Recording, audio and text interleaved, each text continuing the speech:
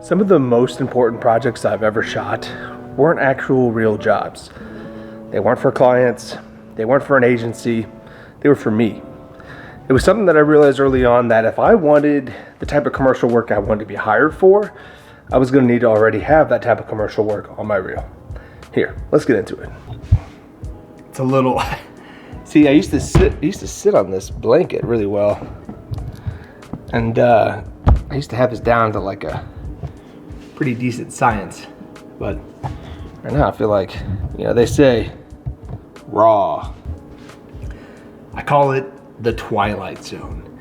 It's this little time in between you wrap a production, you've got all this gear from high-end cameras and lenses, maybe some lighting equipment, and you've got this little window before all of it has to be sent back the next day to whatever rental house, whether that's cameras you rented from another city or something locally. The Twilight Zone. It's honestly where I built a lot of my career. Taking advantage of this little time, the equipment, and some of my network, I went out and hustled.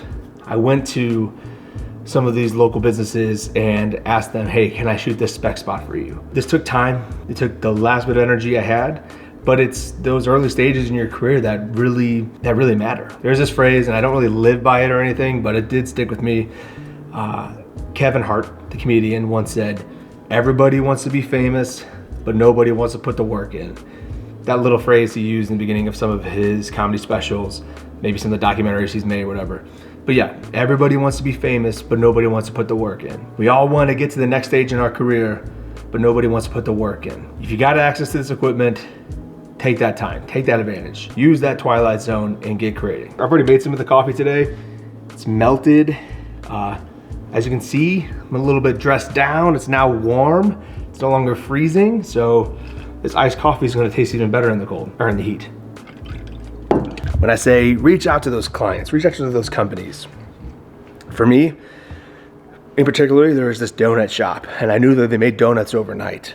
I finished wrap production around like 9 p.m., so I knew I could get over there, and I already had it scheduled to shoot some footage for them. At the time, I was wanting to get some more food footage on my reel, so this was the perfect opportunity. Here, let's get into it. The donut footage is probably the best example of this Twilight Zone scenario. We were wrapping production at 9 p.m., shooting on the Alexa Mini with the Cowboy Anamorphic. This donut shop, they did all their baking overnight. So once the footage was double backed up, I had the camera back in the camera coffin and maybe a couple of lights in my car. I headed on over to the donut shop. We're at the donut shop, we're shooting this footage that I've seen, from YouTubers or, honestly, Wander DP podcasts or listen to something like that. And I love that slow motion flower footage, and that's kind of where it started from. I was like, dude, I want to get some stuff like that. What kind of footage, where can I find something like that? And that's where I ended up at a donut shop, from like 10 p.m. till maybe midnight, maybe even a little bit later. It doesn't take that long to capture what I captured, but it's when everyone else is tired and when your tendencies are normally just to have it packed up and go back home. Maybe this is the opportunity you've been missing to squeeze a little bit of extra out of the production. This is something that I think is part of the DP hustle. I didn't always have access to this equipment, so this was the opportunity. It presented itself, and I wanted to make sure that not only did I do a great job for the production I was working on, but I wanted to go further. I want to get some more of these food ads in my work. I want to grow my network. This also landed this similar thing with this flower shop. We were doing this production for a company in St. Louis, some close friends of ours, that one of the locations required to be at this flower shop. And knowing that we got what we needed for them, we also made a couple extra little shots that helped in the edit for us. This wasn't slowing down production. This production overall was a lower budget regardless, and this was kind of part of the deal. I think trying to get as much out of production as possible is important, but you also gotta know where you're at in your career. I could not do that to this day.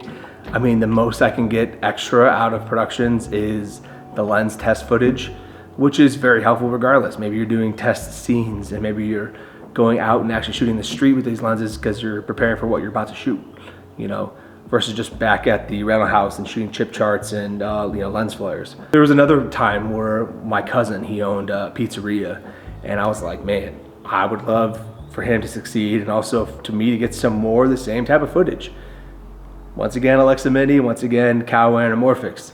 I do love the look of the cow Anamorphics, but you gotta realize why I'm saying cow is because these productions were a little bit lower on the budget and those were more affordable. But they have a great look and I love the content I was getting from them. Now there's quite a few things that looking back now that, man, if I had a crew, I would have done different. If I had some time, I would have done different. And if I just had some diopters, I could have gotten something even better. Just a little pro tip, don't sleep on your diopters, even if they're cheap ones. When you're getting in that close, how accurate do people actually see the quality?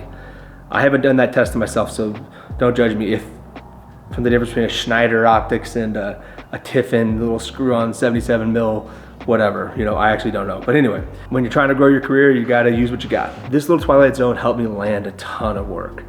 And you wouldn't think that, just little shots here and there. And for these productions, you don't have to say the type of crew you had.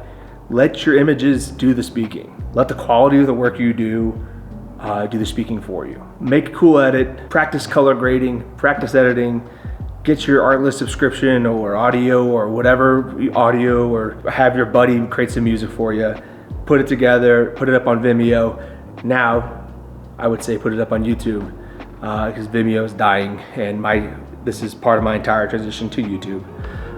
Vimeo is dead. I've been a longtime customer of them. I've even won some of their awards and their challenges kind of thing, which is exciting. Kind of a sad situation, but dude, YouTube's where it's at. So I'm here and excited for this growth. But I got a little pro tip for you if you decide to enter the Twilight Zone. So here's a little pro tip when you're shooting in the Twilight Zone. Early on in my career, I carried my own production insurance. This allowed me to rent lenses and cameras from all over. This helped me build my network between rental houses both locally and kind of nationally. I even went up to Chicago and met every rental house available to me, from Panavision to Keslow to Doffenbach, Camera Ambassador, Magnanimous Rentals. It was a few day trip where I went, brought them beer, shook their hands, and already had some emails back and forth to them regards of seeing their space and saying, hey, I'm a DP and I'm looking for equipment. And this wasn't like, hey, I need equipment for my short film or need it for this, but down the road maybe that would be the case. This is just me letting them know that I'm a potential customer, and not every rental house has the same camera package and light and lenses, and that's where you can work together from different rental houses and put together the right camera package. But you can't do this without insurance. And so for the first few years, I carried just my very own insurance. And this became a big help for all the spec ads, from the $1 million of damages to a place to just the $200,000 in, lost, stolen, or broken equipment. This maybe limits you to the type of equipment you can get, but you can get an Alexa Mini and some cow Anamorphics for about that price. One of the things I would highly suggest for those in this hustle phase and looking to do some more Twilight Zone shots, look at getting camera insurance. That way you can provide your own COI whenever it comes time to renting something. This will really help you start making your own spec ads and get access to equipment that you wouldn't normally have. And also just that peace of mind that if something goes wrong, hopefully nothing does, but if it does, you'll be covered. I still carry insurance to this day for my own equipment now, but it's not used in the same way as before I even owned a camera. I had my own insurance. Was it an expense? It was, but it was an investment. And I don't think I'd be where I'm at today without that investment. All right, back to it. I've grown tremendously since this phase of my career. And honestly, I think it's something that most cinematographers could benefit from. That time in your career where it teaches you how to hustle, how to not just wait for the phone to ring, but how to go make the type of work you want to be called for. And sometimes that reel that gets you hired tomorrow gets built in that Twilight Zone between productions from your own initiations. Like Kevin Hart once said, everybody wants to be famous, but nobody wants to put the work in. Let's put the work in. All right, I'm Steven Greathouse. You can see more of my work at stevenscgreathouse.com. Thanks for watching. Peace.